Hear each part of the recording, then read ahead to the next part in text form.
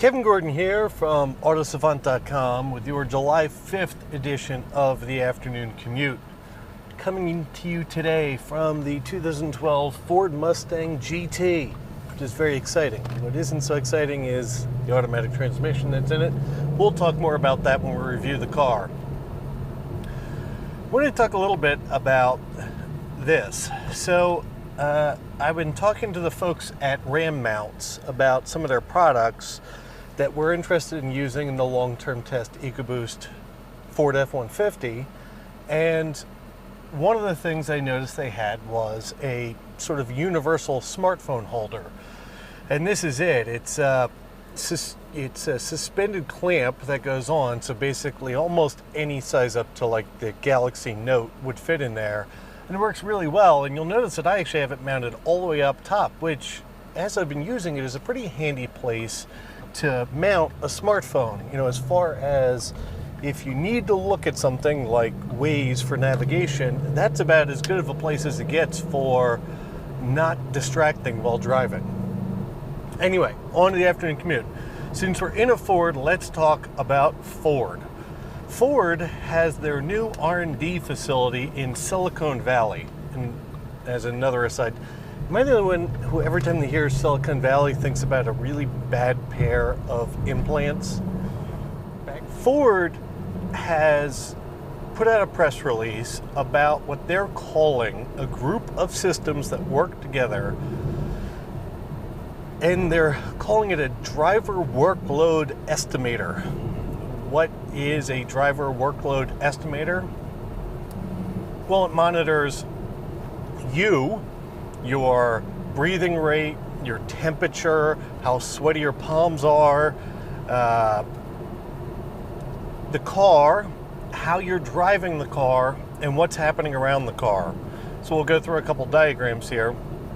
But basically, you know, since I think this is partially because my Ford Touch and all the other sync systems, and as a third aside already, and I apologize, I have the attention span of a squirrel.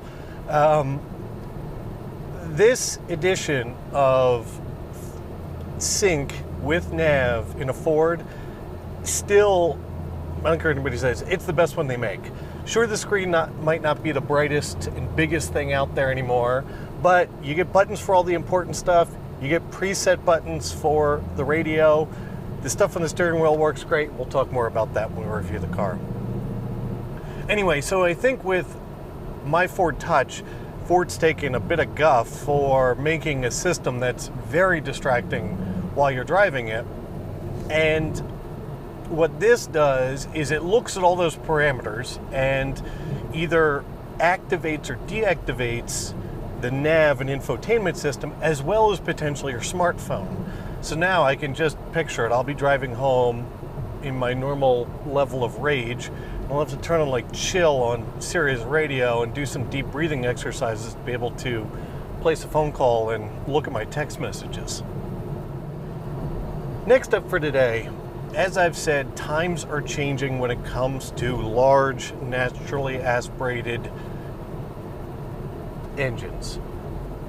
Proven by the fact that Jaguar has announced that the XJ, the big one, in 2013, they'll be replacing the 5-liter naturally aspirated engine that's in it currently and replacing it with a 3-liter supercharged 6. The supercharged 6 makes 335 horsepower and 331 foot-pounds of torque, which is actually down quite a bit on the V8, which is a bit surprising because when the other manufacturers have flipped over to some other smaller displacement forced induction engine, they've always matched or beaten, you know, the horsepower and torque numbers. Well, this is really the first time that one of the big luxury performance, whatever you want to consider Jaguar manufacturers, has stepped backwards when going to something looking for efficiency. When it comes to efficiency, they're expecting that new engine to be 14% more fuel efficient than the outgoing naturally aspirated V8. Also on the XF, their midsize car, the 2-liter turbo that's currently in the Range Rover Evoque will also be available as an engine choice, most likely the base engine choice. So numbers haven't really come out on that, how it's going to be tuned, and what the fuel economy is, at least that I've seen. So stay tuned for that. But it does look like the days are numbered for the large displacement naturally aspirated engine, which is sad, but I think it's going to be what's required to stay up with the times. And in useful news for today, the McLaren MP4-12C convertible Spyder is out officially. So now you can get your 616 horsepower McLaren without a top. It actually has a hard folding roof that can get folded up to 19 miles an hour, you know, because everybody needs to be driving at slow speeds while putting up and down their top. And it does it in about 17 seconds. With the folding hardtop up, the McLaren can now do only 204 miles an hour, sadly, and with the top down, it'll only do 196, which is pretty disappointing in all honesty. Autopia, the car section of Wired magazine, may have had the nicest phrased sentence to open up a report that I've ever seen. And that's, you know, Honda has been playing it safe in the infotainment game. That's true if you consider playing it safe not playing at all.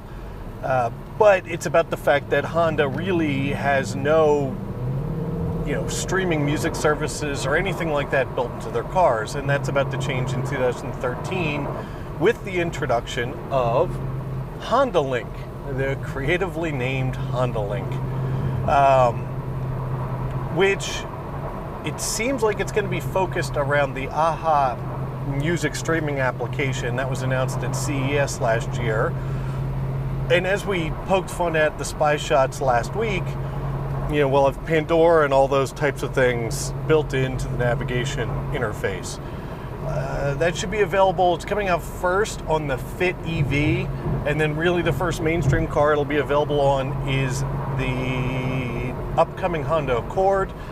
The big open question is whether or not Honda will be able to put the Siri button or the button to activate Siri into their car, because people are saying that consumers are clamoring to have Siri in their car.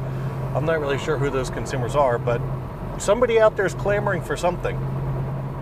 And to close out today's afternoon commute, I have a question for you. If you had to get hit by a car, what car would you choose to get hit by? I thought about this for a while, and I think I'd pick a Honda Fit. They're not that heavy. They're pretty wedge-shaped in the front. You know, it seems like if you get hit, you go up the hood and sort of right over the car. Hopefully it wouldn't break too many bones. Well, a pretty logical choice as well would have been the Mazda MX-5 / Roadster / Miata, whatever they plan to call it. And as it turns out, in 2013, the new Mazda Roadster / MX-5 / Miata, whatever you'd like to call it, has come out, in the Japanese version at least. And it's lightly refreshed from a styling perspective. Its engine and braking system has been remapped to be nicer. So they've done very little, in all honesty, except for the fact that the big change is it will have a pedestrian-friendly crash structure in the hood, so that when you smash into a person, the hood pops up so that it pads the impact of the person hitting the engine and also helps deflect them, I think, over the windshield. So in the future, if you've got to get hit by a car, pick a Miata. That's it. Sorry for the typically punchy afternoon commute.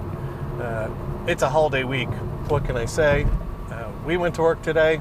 Hope you guys are having a good one, and we'll talk to you tomorrow, if not on Monday.